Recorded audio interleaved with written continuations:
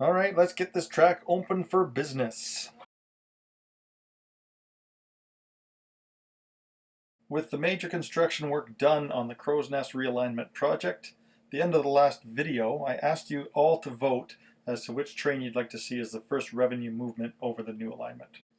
Manifest train got 43% of the votes. The next highest was 19%. So we're going to follow the manifest westbound across the new section. First, though, the executive train, after having broken the tape and officially opening the new alignment, has to back clear of the east switch at Crowsnest, allowing that manifest passage on the main track.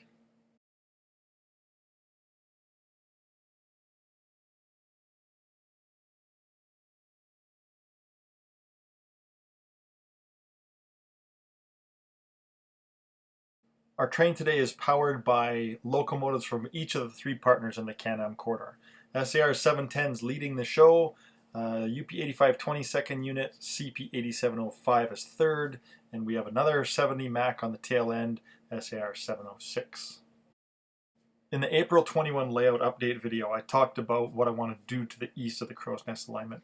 I ended up doing some of that work here. It just kind of made sense to include it. So we're crossing over the former site of the Summit Lime switch, and instead of leaving things the way they were, I decided to extend Island Lake to the west. So you can see in the foreground here, more lake bed. We now have another 3.5 feet of lakeside running.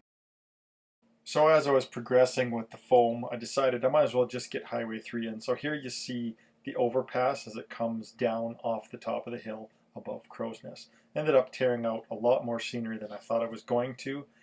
Managed to save this little piece in the foreground here though. Not sure if I'll keep it or not, but for now it can stay. It's not doing any harm. So we're now just crossing over the east switch at Crowsnest. This is all new alignment. You can see Highway 3 up in the background there. The scenery here will basically just be talus from the highway down to the roadbed. There's going to be an access road between the bottom of the hill and the tracks, and in the foreground is going to be Summit Lake. The highway is going to dip down and hide behind the scenery here. If you're familiar with the prototype, this is just before you hit the left-hand turn and the Sparwood scale will be on the right-hand side.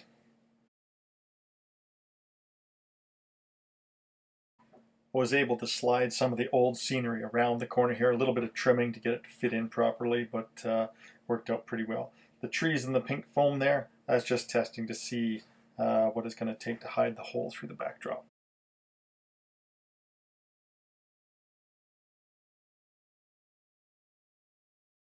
While I was getting all this scenery roughed in, I figured I might as well address the fascia too, so I tore 12 feet off and replaced it.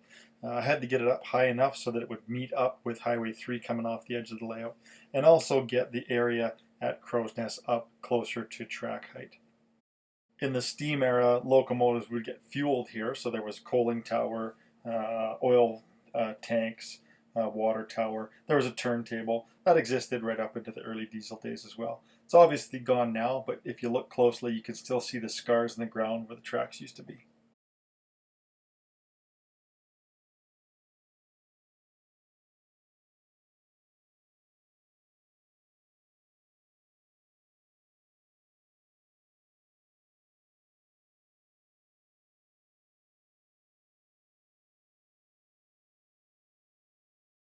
So we just spun 360 degrees on 25 feet of hidden track inside the RTC office, and we're emerging about 2.5 inches lower down in elevation. This is going to be the new Tunnel 6 with all the tunnels that are being taken out and plans for the future. Tunnel 6 will be located here. Tunnel 7 will be the entrance into the RTC office. We're following Michelle Creek down. That's one of the bonuses to doing this realignment. I get to do a little bit more work with another body of water.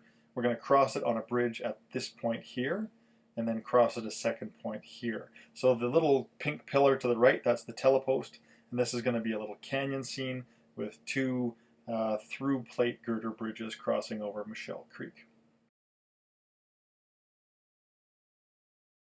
After we pop out of the Narrows, we're on a little piece of tangent here. Background is going to be forested hill with some exposed rock poking through here and there. And in the foreground, I want to include some retaining walls. So I'm going to do a little bit of cut stone work here and probably some board cast concrete as well. I still have a little bit more rough styrofoam to place before I can begin the rough shaping process. I've got to do some backdrop work.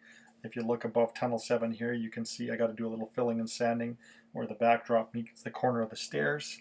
I'm going to cast 2 new tunnel portals for tunnel 6 and tunnel 7, and then I might get at building the 2 bridges that cross Michelle Creek. Of course, I'm also going to be building trees. I'm guessing 1,500 to 2,000 through this section. This is the west side of the Continental Divide, so the trees are going to be a little bit taller in this area. Definitely enough work to keep me busy for some time here, but I'm super excited to get at it.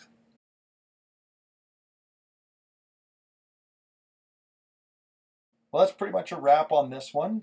I want to thank everyone for watching, and especially for taking the time to vote on which train you wanted to see as the first revenue run over the new Crowsnest realignment.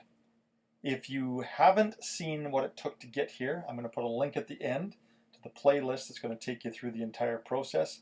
And as always, like and subscribe if you dig what you see, and we'll see you in the next video.